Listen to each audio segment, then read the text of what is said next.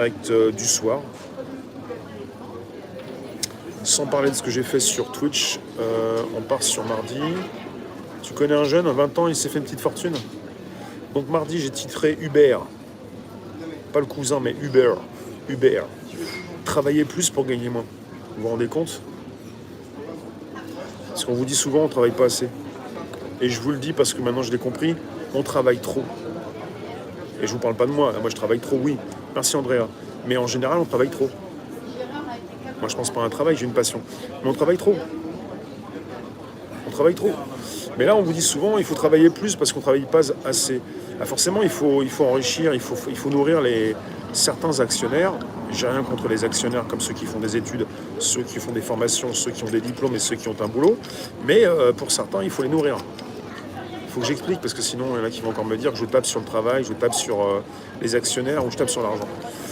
Donc, travailler plus pour gagner moins, c'est que finalement, on est parti sur l'ubérisation de la société. Et j'ai eu quelqu'un qui m'a dit, il n'y a pas si longtemps, qu'il devait travailler pour 3 plateformes pour livrer et qu'il ne s'en sentait pas. C'est de pire en pire, quoi. Cette idée de... le Jupipi m'a parlé, hein, il est très fier d'avoir fait entrer Uber pour faire trouver du boulot à des Français. On est parti sur la vieille idée, peut-être communiste, peut-être on peut revenir 40 ans en arrière, aux époques Mitterrand, mais on peut revenir, mais cette idée en France d'accepter la création d'entreprises pour avoir et pour montrer aux citoyens qu'il y a du travail. Je croyais que la tech permettrait de travailler moins. Pour certains, hein. Donc quelque part, on est peut-être sur une vieille idée communiste, je sais pas, je peux me tromper, mais le côté où on va créer une entreprise en France pour créer du travail. L'entreprise, c'est très égoïste. Hein. L'entreprise, c'est fait pour gagner de l'argent. C'est pas fait pour vous faire gagner de l'argent. C'est fait pour faire gagner de l'argent à ceux qui l'ont créé. Pas à ceux qui, justement, vont travailler comme des kleps pour se faire virer, même pas 50 ans. Parce que pour beaucoup, vous travaillez comme des kleps. Pour ensuite vous faire virer parce que vous n'êtes pas assez proactif. Vous portez parce qu'il faut porter les valeurs dans l'entreprise. Et puis là, on est reparti avec Jupipi qui dit la même chose. Il est très content d'avoir créé de l'emploi. Mais des emplois pour qui? Pour des kleps? C'est bon, à un moment donné, il va être très content d'avoir fourni des croquettes. C'est pas considérer l'individu, ça. C'est nous prendre pour des chiens, quoi. Très content, on a créé de l'emploi. Super, ouais. Super. J'ai 3 vélos, je travaille avec 3 boîtes différentes, je livre, j'arrête de dormir, comme ça je travaille de nuit comme de jour. Ça va, quoi. Pour raconter des bêtises, il y en a qui sont forts. Donc j'ai titré mercredi, on est parti sur un live lecture. Et assez souvent, une fois sur deux, j'aime beaucoup parler de livres, documents. On est parti sur Human Psycho de Sébastien Boller. Et là, on est parti sur quelqu'un qui analyse le côté, plutôt du côté neurologique, psychologique, et qui analyse l'être humain comme un psychopathe, un tueur en série. L'être humain, donc, le plus dangereux sur cette planète, c'est l'être humain. J'en ai parlé sur une lecture qui a bien marché.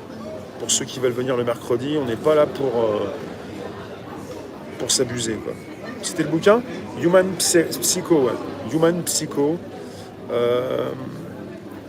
J'ai continué un petit peu de le lire et ça fait mal. Ça fait très mal. Pour arrêter tout ça, on ne sait pas comment on pourrait le faire. J'ai retrouvé dans cette lecture ce que nous dit Michel parfois le samedi. Michel que j'ai revu hier, qui nous parle justement du côté économique, avec une machine qui a été lancée et avec des personnes qui tentent de la maîtriser, la machine.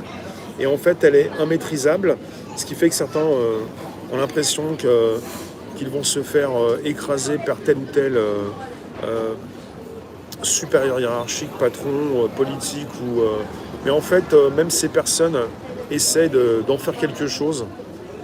Et finalement, il n'y a peut-être pas cette possibilité d'éteindre avec un interrupteur la machine comme une IA décentralisée. Vous ne pouvez pas l'arrêter. Donc, il y a un côté économique où on veut toujours plus dans un système limité. Et pensez bien, la Chine fait travailler la Corée du Nord, ça c'est déjà quelque chose. Mais d'autres pays pour des salaires beaucoup plus bas. Parce qu'on a souvent fait travailler les Chinois pour décentraliser notre production en France. Et en fait, les Chinois délocalisent eux aussi. Donc, ça nous voit un petit temps fort. Ensuite,